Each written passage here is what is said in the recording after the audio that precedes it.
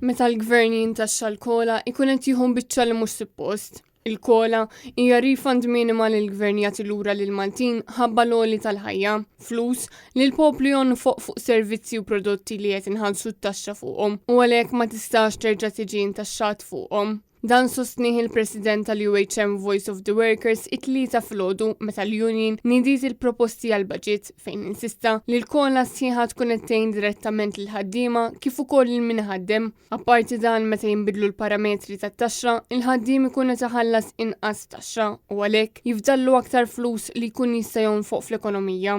Il-UHM resqet ukoll numru ta' proposti sabiex jitnaqqas it-traffiku f'pajjiżna. Fosthom il-proposta li jinbnew hubs f'numru ta' lokalitajiet, dan billi jsir studju anke x'in in-nies imorru għax-xogħol u fejn hu l-post tax-xogħol. Proposta li ta' benefiċċju kbir għal familji fejn iż-żewġ ġenituri jaħdmu fuq bażi full-time, fejn ikunu jistgħu jipparkjaw f'underground parking. Fil-waqt li ħallu l-tfal fit-Child Care Center li jinbena fuq fl-imkien ma' numru ta' ħwienet li jbijaw il-prodotti essenzjali, dan fil-waqt li jiddaħħal servizz ta' shuttle bus li jieħu lill-ġenituri x-xogħol. Josef Vella ċċena wkoll l-fatt li għandu jkun hemm persuna waħda li terfa' r-responsabilità ta' kollox. Illum il-ġurnata il-gvern minflok impjega nies dirett miegħu bħala public service, minflok impjega nies bħala public entities li għamilhom ukoll.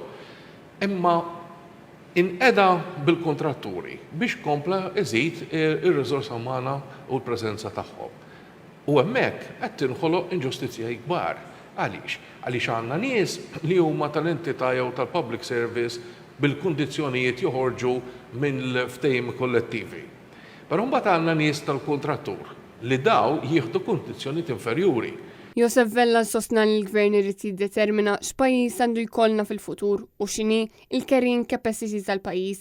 Il-UHM proponiet ukoll numru ta' proposti sabiex il-koppji Maltin ikunu mħeġġa li jkollhom aktar minn wild wieħed waqt li appellat għall aċċessibilità u kundizzjonijiet tax-xogħol aħjar għan nies b'abilitajiet differenti.